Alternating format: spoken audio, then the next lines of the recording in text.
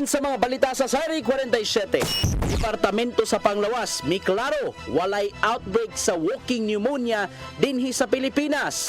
Sementadong koral daplin sa dagat sa barangay Anapug, lungsod sa San Remigio, gipatangtang ni Gobernador Garcia. Napo ka mga sakop sa Cebu City Transportation Office nagpositibo sa paggamit sa illegal nga drogas human gipaubos sa drug test. Kabisayan ug Mindanao, Pilipinas ug sa katawhan. Kutob sa maabot sa atong Sibya sa tibuok kalibutan maayong hapon. Live kita karon sa CCTN Channel 47 ug kini ang tulumanon sa nagunang kasayuran nga angay natong masayran. Tulumanon sa patas nga mga balita ug opinyon. Sa ngalan ni Dennis Tabar, ako si Danica Caballes. Kini ang Sari 47.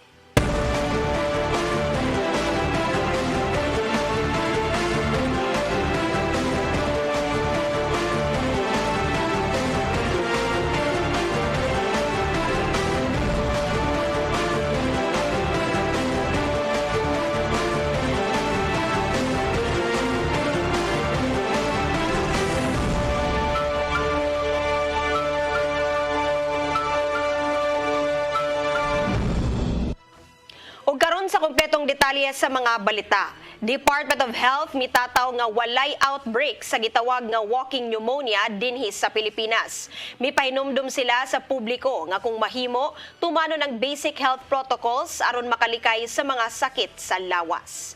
Ang kasayuran nihatod ni Gian Navarro. Gitataw sa Department of Health nga walay outbreak sa Mycoplasma pneumoniae kun walking pneumonia dinhi sa Pilipinas. Kinibisan pa man og nagkasaka ang ihap sa mga nataptan gikan sa managlahing bahin sa China ug sa Europa. Giklaro ni DOH Secretary Ted Herbosa nga ang pagkuyanap sa respiratory illness sa China dili tungod sa bag-ong virus, apan tungod lang sa nakalabay nga microbes sama lang sa Mycoplasma pneumoniae, respiratory syncytial virus ug influenza. Dason pa ni Undersecretary Eric Tayag nga Mycoplasma pneumoniae halos susama lang sa kahimtang sa COVID-19. Makapanakod kini pinagi sa pag-ubo, pagpanghatsi o close contact kun duol ngadto sa ubang tawo.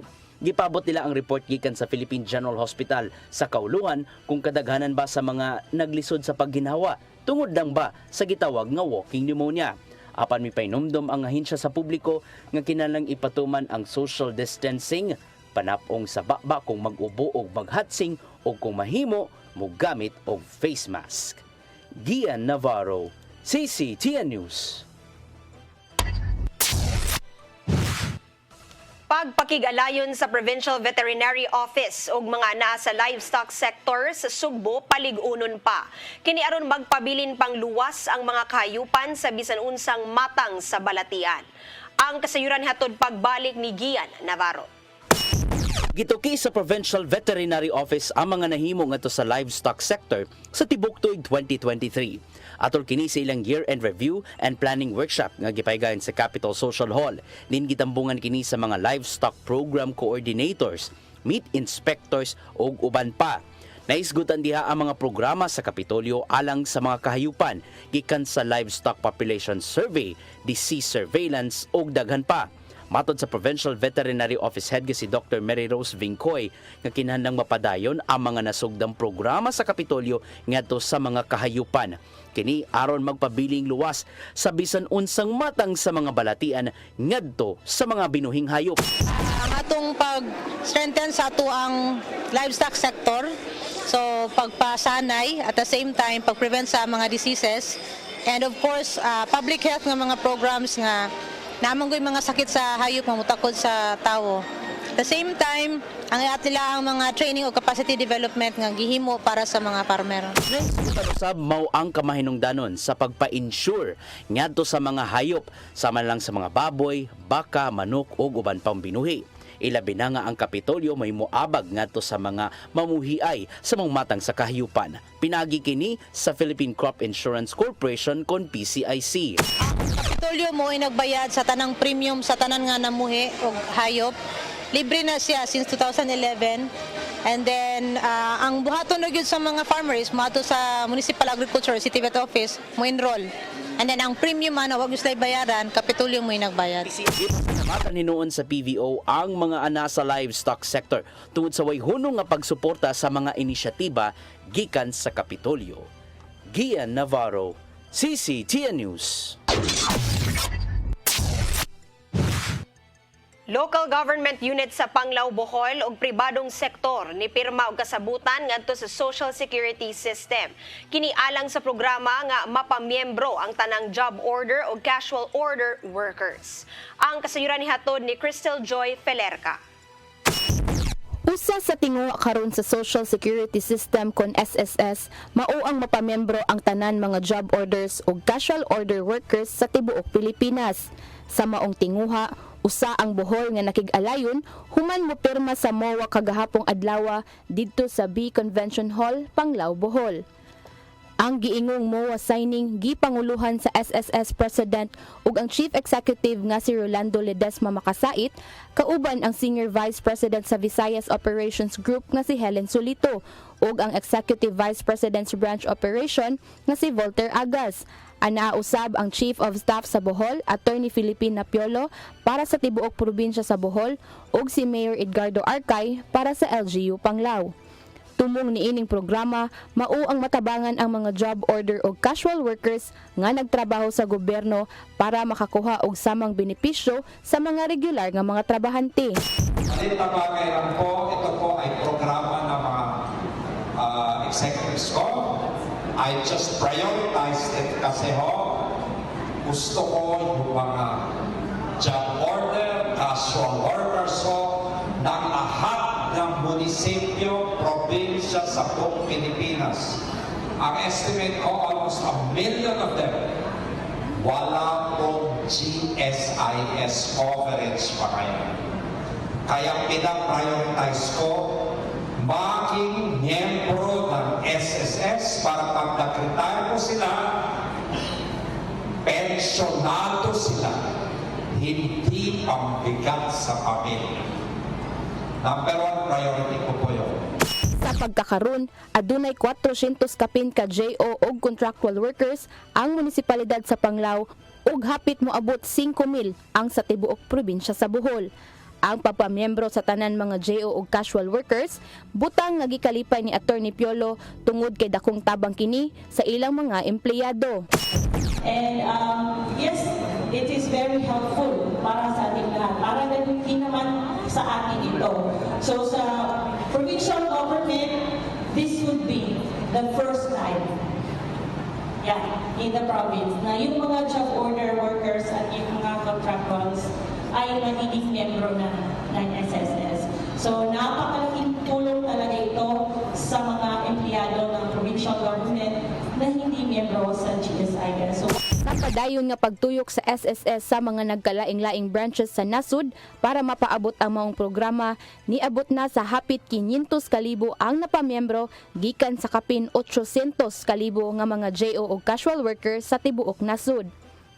Samtang usa-usab ka pribadong sektor ang nipirma sa maong agreement, ang JM Pizarras and Associates Law Firm, kung diin gitinguha nila nga ang maong lakang makaawhag pa o ubang pribadong individual sa pagtabang sa mga kabus. It is my hope, indeed my prayer, that more and more people, private persons, those who have been successful in life and those who have been blessed, in fact, an LGU will be inspired to become partners of the SSS. So more of our marginalized will have a social safety net through his laudable SSS program.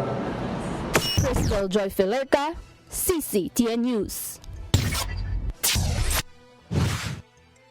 Manghimuay og furniture gikan sa lungsod sa Sugod, nahimong mananaog sa Sugbo Negosyo Season 2. Malampuson ang pagdepensa sa iyang panginabuhian at ubangan nilang Gobernador Gwendolyn Garcia.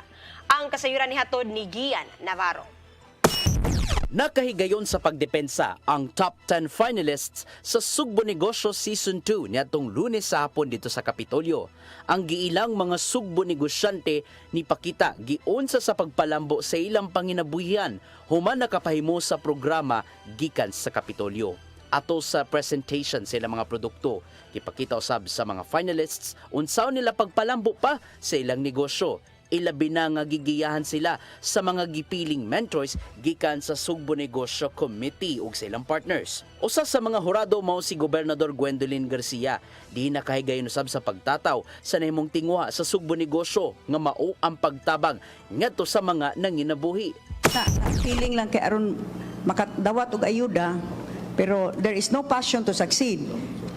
And there is no credibility kay dili tinuod ng gipanulti, then we might as well just stop this.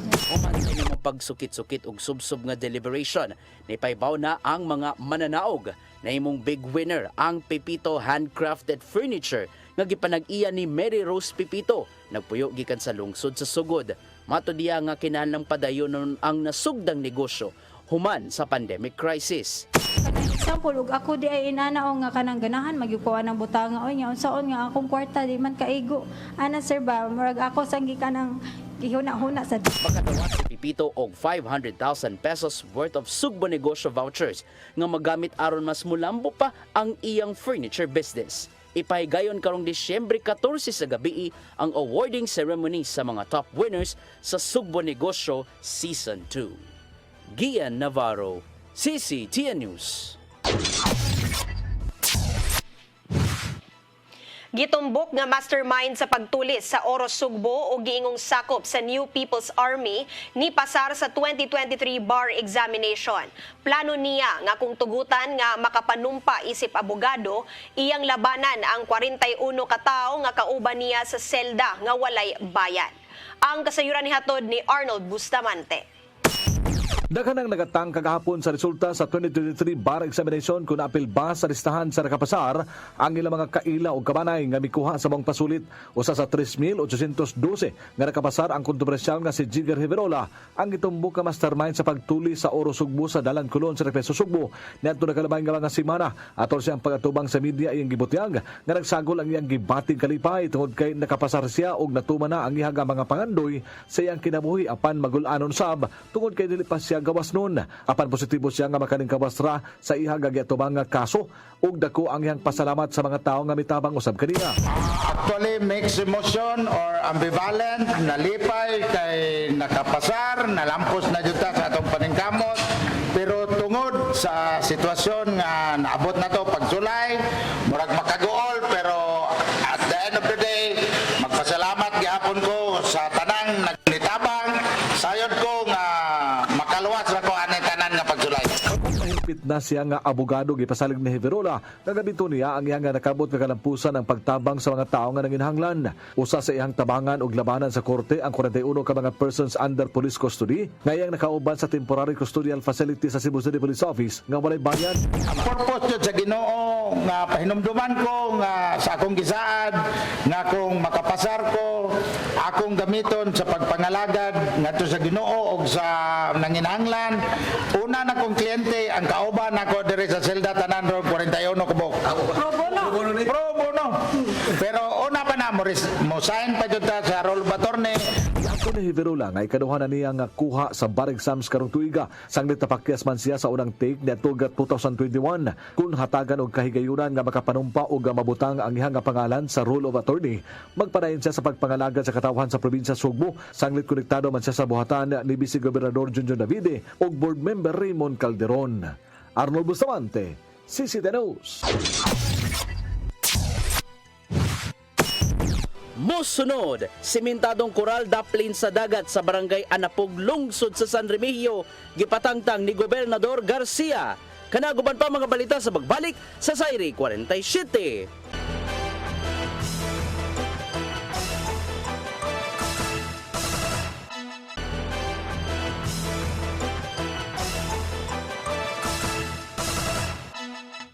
Balik sa atong mga balita. Hinay ang nahimong pagkat-on sa mga tinunan Pilipino sa mathematics ug pagbasa kon reading comprehension. Kini ang nakita sa pagtuon gikan sa 2022 Program for International Student Assessment kon PISA. Ang kasayuran ni hatod ni Gian Navarro. Nakita sa PISA kon 2022 Program for International Student Assessment nga hinay ang performance sa mga Pilipino sa pipila ka mga subject sa eskwelahan. Sama lang kini sa mathematics, science ug reading comprehension. Sa 2022 PISA study, adunay score nga 355 points ang Pilipinas sa mathematics din misaka kini og jutay gikan sa 353 niadtong 2018. Anaa sa 346 points ang score sa reading tests, samtang 356 points usab sa subject nga science. Sa kinatibuk-an, ana sa ikaunom nga pwesto ang Pilipinas sa mga nasod nga labing ubos ang performance sa tulo ka mga subject. Gikan kini sa 81 ka mga nasod nga nisalmot sa Program for International Student Assessment Study. Isusi sa pagtuon gikan sa PISA ang performance ingon man pagsabot sa mga tinun-an gikan sa tulo ka mga managlaing subjects nga mao ang mathematics, science ingon man pagbasa kon reading comprehension. Gian Navarro, CCTN News. Nimando si Gobernador Gwendolyn Garcia sa usa ka negosyante sa pagtangtang sa koral naplin sa dagat sa Barangay Anapog, lungsod sa San Remigio. Ni-issue si Garcia og cease and desist order ngadto kang Sean Yu human nagtukod og 125 meter nga sementadong koral din walay nakuhang permiso gikan sa LGU. Kini ang resulta sa nahimong inspeksyon sa Provincial Environment and Natural Resources Office kun Penro ug mga opisyal sa Barangay Anapog. Gihimugatan sa Kapitolyo nga nakalapas si Yu sa pipila ka mga lagda sama lang sa building code ug water code. Gikabot pa sa news team ang negosyanteng si Yu aron pagdepensa sa iyang habig.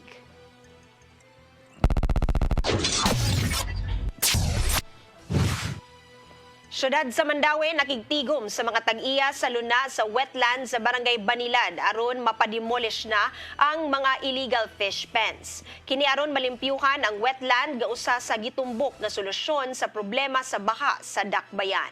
Ang kasayuran ni hatod ni Mary Rose Sagarino. Gipahibaw ni Attorney John Edo Ibanez ang City Legal Officer sa siyudad sa Mandaue nga nakigtagbo sila sa mga tag-iya sa luna sa wetland sa Barangay Banilad. Matod ni Ibanez nga ilang gipresentar ang sitwasyon sa wetland o gipasabot nganong gikinahanglang i-demolish ang fish pens ug malimpyuhan kini. Matod ni ini nga nihatag og consent ang mga tag-iya tungod kay illegal ra usab kuno ang pagtukod ni ini sa lugar. Dako kay nato pasalamat mo sa mga lot owners nga nisanong sa ato ang meeting. And when they were able to see the situation sa area ug unsa ang actions sa city nga gibuhat ana, they commented nga nalipay gid sila nga naagyoy gibuhat ang city aning problemaha sa baha. Unya they all of them mga ka-meeting na mo ganiha, there will be batches of meeting man sad kay dagadaghan man ning lot owners. Atong ka-meeting ganiha, all of them consented to the dredging, the silting and the removal of the illegal fish pens in the area. Ang wetland nag-function isip catch basin nga nagsawd sa uwan o runoff water gikan sa mga silingang lugar sama sa Cebu City. Apan gayong sheltered na kaayo kini, maong gikinahanglan ng limpyuhan. Gitarget nga masugdan ang paglimpyo ni ini Enero sunod tuig. Gisiguro sab nga mahatagan og pinansyal nga ayuda ang maapektaran sa clearing operation. Walang tanaw no, ato lang gipeg that around sa kadako sa area at around 6 months siguro nga maka dredging ta og significant area to alleviate and to mitigate sa uwan. Kay kanang panahon na sad at least ba atong gitan-aw, di kayo na siya ting uwan. So January to 6 months starting from January, sige gisilting, sige dredging in preparation for the rainy season. Mary Rose Sagarino, CCTN News. Mga tunghaan sa siyudad sa Mandaue ni salmot sa nationwide tree planting activity nga proyekto sa Department of Education. Samtang DepEd Mandaue adunay pahinumdum sa mga tunghaan sa pagpahigayon ng Christmas party. Ang kasayuran hatod pagbalik ni Mary Rose Sagarino. Mao kini ang pipila ka seedlings nga gipananom sa mga estudyante ug magtutudlo sa Mandawi City Central Elementary School. Guyabano ang gipili nila nga gitanom. Ang ubang tunghaan naggadayang seedlings usab ang gipananom sama sa mangga. Tanang 48 ka pampublikong tunghaan sa syudad ang nisalmot sa nationwide tree planting. Ang programa sa Department of Education nga ginganlan nga DepEd's 236,000 trees, a Christmas gift for children. Kinilakip sa tinguha ni Vice President og DepEd Secretary Sara Duterte Carpio nga makatanom og 1 ka milyon ka kahoy sa iyang termino. Ang proyekto nagtumong sa pagpalambo sa pagpreserbar sa kinaiyahan og pagsilsil niini sa responsibilidad sa mga kabatanunan. Usa ka magtutudlo og 4 ka mga tinunan ang na-assign sa usa ka seedling. Sila usab ang gitaha sa pagmonitor sa ilang gitanom nga siguradoon nga kini motubo. Because we are mandated, our schools are mandated to have the regular monitoring. So meaning after a month, after a year, so taon gina nga buhi pa. Otherwise og dili na siya mabuhi, unsuccessful mo yun nga mo nay barometro nato. Nga dili lang kutob lagi sa pagtanom, pero kinahanglan nga na i-appeal gid ang gitawag og tree caring. Sa laing bahin, ang DepEd Mandawi adunay pahinumdum sa mga tunghaan sa pagpahigayon og Christmas party. Ano importante nga makasabot ang bata nganong naay Christmas celebration, din nganong mag-party sila. So ang usa diang kinahanglan masabtan sa bata or nga with the guidance of teachers nga dili kinahanglan bungga ang atong party. Ang importante lang nga muna ingon ang mga estudyante anak nga klase ilang mapakita nga they are brothers and sisters, no? Walay mahitabo nga kanang murag unsay saktong term na kana bitong naay ma-discriminate noon kay dili papilon ang di ka contribute. Ang Christmas break sa mga tinunan magsugod sa Disyembre 15 hangtod na sa Enero 2. Mary Rose Sagarino, CCTN News. DENR 7 pinaagi sa bayanihan sa kalikasan nagpadayon sa pag-rehabilitate sa kalikupan. Kini pinaagi sa mga nagkalain-laing programa. Ang kasayuran nihatod ni Crystal Joy Felerca. Nakighiusa ang DENR 7 sa bayanihan sa kalikasan kun BSK, usa ka multi-sectoral stakeholder nga naghatag og pagpakabana para sa kalikupan aron matabangan sila sa ilang tumong nga ma-rehabilitate ug ma-conserve ang mga kalasangan ubos sa National Greening Program sa DENR. Ang BSK namugna ni adtong Enero lamang niining tuiga tungod sa gibiyaang kadaot sa Bagyong Odette sa Sugbo ug nakielayon usab ang ilang tuyo ug tumong sa DENR. After 1 year sa pag-agi sa Bagyong Odette, ako og si Regional Executive Director Paquito Melicor na ay meeting, and then dito nag-come up ang among mga pamaagi nga unsaon nato pag revive or pag-restore sa mga kahoy nga nangatumba. So dito ang sinugdanan sa nining maong atong namugna karon bayanihan sa kalikasan. So ang akong pamaagi adto, so nagtawag mi og meeting sa mga interfaith churches dinhi sa Sugbo, and then ni dako na pod, of course naagid ang DNR, and then nisuod na pod ang mga civic organizations like Cebu Lions Club, gani na ay bangko, Metro Bank, and then mga schools, University of San Carlos, and then the whole spectrum of universities and colleges like Cebu Academe Network, daghang mga universities and colleges ni join na, Girl Scout of the Philippines, Catholic Women's League, and many others joining bayanihan sa kalikasan kay nasabot Manila nga para magiging nato o para po din sa ilang mga anak o sa anak sa ilang mga anak. Usa sa mga gipaningkamutan nga proyekto sa DENR, dili lang ang pag-tree planting, apan ang pag-tree nurturing usab, ug kana mas napadali tungod sa pag-abag sa BSK kanila. Pinaagi sa BSK, mas daghang programa pa ang namugna nga nakatabang nila aron mas mapadali ang pag-awhag sa mga tao sa pagprotektar sa kalikupan. Usa na ni ana ang pagtabang sa Saksak Farmer Association sa pinamungahan nga grabing naapektuhan sa Bagyong Odette, kung diin gitabangan nilang makabangon ang mga nahugnong panginabuhi sa mga miyembro niini. kaayo kayo kay kay tanan naguba man na gitagaan niya project na tagaan namin financial support nila kay kitang tao po dili kita makalihok wala din ang financial support tagaan namin sa bayanihan og support sa among nursery aron makasigli kami mga kahoy balik na mo pagtanong nahug na mo og kanang panginabuhian gihapon kay ang mga sidling bayaran man human ang itanong so mao po ginagamit na mo ang mga sobra na mo sa mong pagkaon na ayo na mo sa among mga kanang asid na naguba sa bagyo tama sa among panubigan ang gihatag sa dinar na naguba gyapon sa bagyo usagin ang bayanihan nakatabang po namo unya kusa po siya nakatabang sa pangunaw na sa tao na ang tao makasabot na unsay sakto sa iyo kay sila gyud ang uluhan na ang tao nakasabot unsa gining programa sa gobyerno nasyonal training program. Tungod sa mga partner organization sa BSK, nahatagan og seguridad ang DENR nga adunay mga tawo nga nagpadayon sa pagpananom ug pag-atiman sa mga kahoy. Plano nila nga sa sunod tuig, laing organisasyon na sad ang ilang tabangan aron mas mapalapdan pa ang mga lasang nga matamnan og punuan. Karong Disyembre 9 tuig 2023, mupahigayon usab sila og Run or Walk for a Cause ug citywide cleanup isip usa ka awareness activity aron mas makadlani pa og daghang organisasyon nga moapil sa bayanihan sa kalikasan ug mahimong frontliners sa pagprotektar sa kalikupan.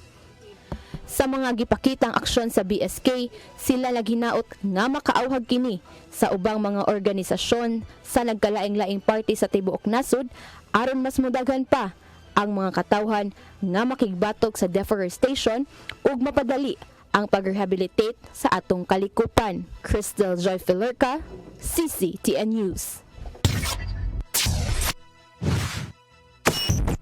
Musunod, napo ka mga sakop sa CCTO nagpositibo sa paggamit og illegal nga drugas atol sa surprise drug test. Kanaguban pa mga balita sa pagbalik sa Sayre 47.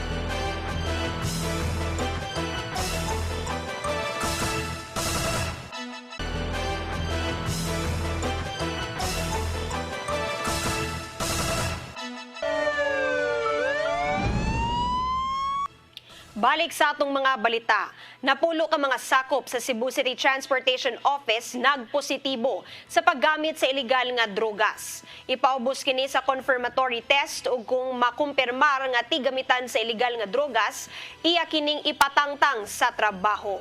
Ang kasayuran nihatod ni Randy Gorion. Moabot nga doon sa napo ka mga tao sa Cebu City Transportation Office ang nagpositibo sa gipahigayon nga drug test. Apan subject for confirmatory test pagihapon ang napo ka mga personnel. Mato ni CCTO Executive Director Raquel Arce nga ang pagkapositibo sa napo niya ka mga tao automatic kini nga taktakon sa serbisyo. Basta ang ako ang recommendation ana is out good for the service. But kung ako, dili man ko mayor, but ang my recommendation is out of the service. Bago pa lang nakaibaw si Arce, human nga gipahibaw siya ni Jonah Rodriguez, ang pangulo sa Cebu City Office for Substance Abuse and Prevention kon COSAP. Gani nagpaabot na lang siya sa formal report gikan sa COSAP aron usab sa pagpatawag sa mga personalidad nga nagpositibo sa drug test. Kung mamapadud-an sa confirmatory test nga tigamitan gyud sa illegal nga drogas ang mao mga personnel, ipataktak kini sa trabaho. Kaya once they submit the list, negative o positive, ato na to makita out of 600 pila rin ko ha. So karon sa pagkaron di ko ka sulti ana kay wa palagi sila makasubmit. Randy Gorion, CCTN News.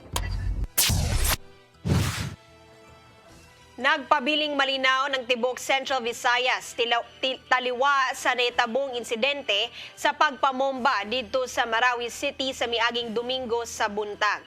Walay nadawat nga hulga ang Police Regional Office 7 sa seguridad sa matag lugar sa rehiyon 7. Ang kasayuran ni hatod ni Arnold Bustamante.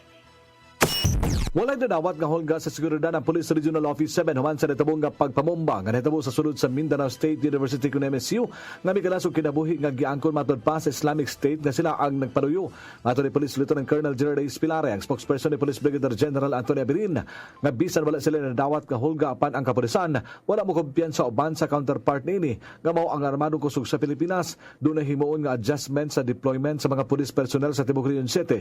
Lakip na ang reaction team aron nga magpabilin nga luwas ang matag lugar sa Central Visayas. Yes, as of now, we have not received any specific intelligence report nga na mga ingon-ana nga threat there is sa Central Visayas. Pero just the same, the instruction of our Regional Director, Police Brigadier General Antonio Abirin, nga ang kapulisan dili mo kumpiyansa in coordination with the Armed Forces of the Philippines. Siguro sa mga umabot na oras, makita ninyo na atay adjustment sa atong mga deployment. O nasad tayo mga ipakatap na mga reaction teams, just to make sure nga ang atong syudad magpabili, ang atong lugar sa Central Visayas magpabilin nga luwas sa mga threat. Ang tanang intelligence network sa gobyerno padayon nga nagbantay aron nga dili sila malutsan ug nasuta nga walay direktang hulga ang ilang nasagap apan bisan pa man niini mato ni Pilari wala sila mo kumpiyansa. Milusad-usab ang Piero 7 og sunod-sunod nga dialogo sa nakalinlaing sektor sa Katilingban lagip na ang Muslim community. Si General Abirin nakigtagbo sa mga Muslim leaders sa rehiyon ug gipaniguro sa maong komunidad nga andam sila nga motabang sa kapulisan sa pagbantay ug andam nga papahibaw kung duna sila mamatikdan nga kadudahan silang hutom. Gahapon nakigistorya ang ato ang Regional Director sa Muslim community and they have assured us of their 100% support. They will immediately report if they will notice any suspicious individuals. Samtang personal usab nga mihimog inspeksyon si Police Brigadier General Antonio Abirin sa Basilica Minor del Santo Niño aron masayran-on sa kaluwas aga mga manimbahay ning nakaduol na ang sinulog ug ang pagsugod na sa misa de Gallo. Gihinabi niini aga mga security personnel nga nagmahan sa ganghaan sa simbahan lagip na ang seguridad sa sulod. As you can see, our Regional Director, Police Brigadier General Abirin, personally conducted visitation and inspection. We have already our security plan. Pero ang gusto sa atong Regional Director is ma-check yun kung appropriate ba ang plano sa mga activities nga pagahimo. Gibutyag ni Pilari nga nakahanay na ang security plan sa kapulisan alang sa mga kalihukan sa sinulog. Arnold Bustamante, CCTV News. Mao kadto naglangkob sa atong mga balita sa Sayre 47. At tangi ang lamdag ni Tatay Dodong Limchua nga mosunod sa dili madugay. Sa ngalan ni Dennis Tabar, ako si Danica Caballes. Sa atong Christmas countdown, 19 kaadlaw na lang sa dili pa ang Pasko. Hangtod ugma sa inyong paboritong tulumanon. Sayre 47. Scramble.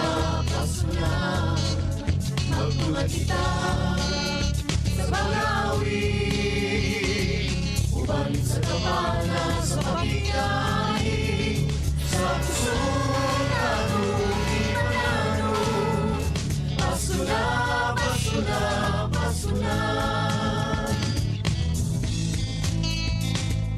Gugma ang angay na tumpaambi sa iksuntang bubo Gutom sa pagmahal kay kaniya mo lang mapatayag kung sa'y kahulugan sa Pasko. Ito sa pasungan nagpagkatao ang atong Ginoo. Pasuna, pasuna, pasuna Hagpunan kita sa pag-awi Tawag sa kamana sa pagkikay Sa puso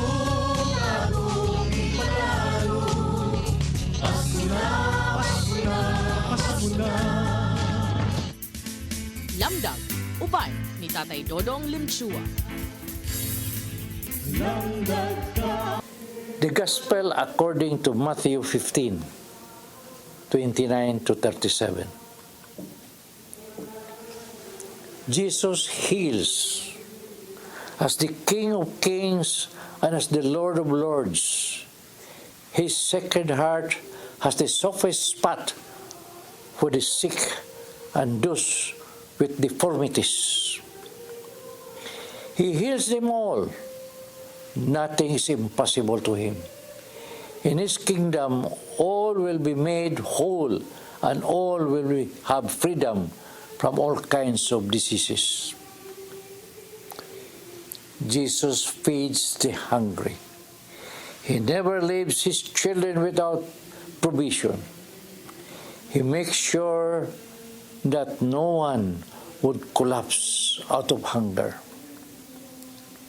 In his kingdom, there is plenty because he is more than enough and all our needs.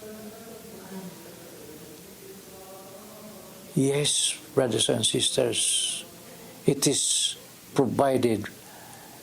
All are provided because he provides. He is the creator of all the resources in this world. Jesus is calling us to share and care for one another. Although he can create something out of nothing, he wants us to be his co-creators.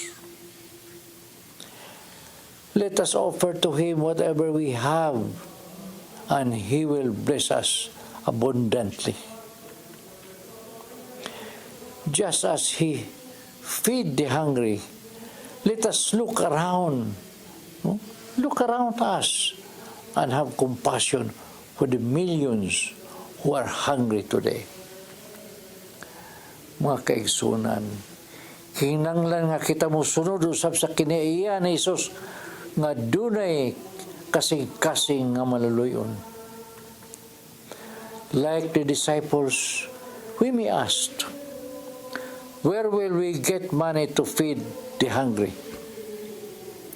Amidst the massive problem of poverty, we may feel helpless. Yet Jesus has shown in the gospel reading that there is always a way to do it. In Jesus, nothing is impossible. He is the God of multiplication. He can give more than what we ask for, and there will still be leftovers. In Jesus, there is satisfaction, more than the material things that he provides for us. He gives us joy, peace of mind, and contentment. The opening scenes of today's gospel is Jesus walking along the shore of the Sea of Galilee. After a time, Jesus went up on the mountain, and a multitude of people followed him. When Jesus sat down, the people became coming to him, bringing to him the sick, the lame, and others with all sorts of illnesses and diseases. When each of these individuals approached Jesus, he quietly healed them. He didn't make a big to-do about it. He simply had compassion for them. Naturally, the crowds were astonished when they realized that the mute were talking, the blind were able to see, and the lame were walking. Can you imagine what a wondrous experience it must have been for the individuals who were healed? They must have been amazed and awed at the great gift Jesus had given to them. Each one of us is in need of healing. It may be physical or emotional healing. What is the healing you desire at this time in your life? Unsa may gusto nimo ngayon sa imong kinabuhi karon? Have you asked Jesus to heal you? How do you think you will respond if Jesus did heal you? Will you be amazed? Will you also glorify God? into this world, it may not appear that many miracles are happening. We know that it is rare for a person who has a serious disease or illness to be cured. Yet, if we look with eyes of faith, we look deeply, we may see the miracles that happen every day. They may be small miracles, and yet, what a gift they are. We all are lame or ill in some way. Today, we may bring our request, our longing for healing to Jesus. May we pray for eyes to see and hearts to trust Jesus. What else can He not give?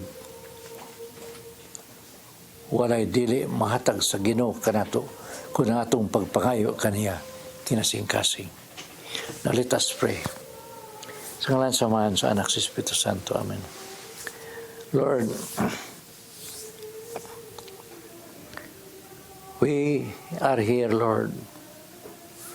We depend so much to your mercy, Lord. There are so many people who need healing, Lord. But we cannot teach them how to pray heartily, Lord. Yes, understand us, Lord, that we lack of deepness in understanding you, Lord. But, Lord, do not fail them, Lord. Those who ask for healing from you, Lord, they need you, Lord. And in your healing, it is a conversion of faith to you, Lord. You know, I am interceding that you answer their prayers to know you more. In Jesus' name, amen.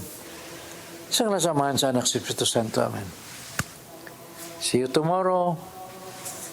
Shalom.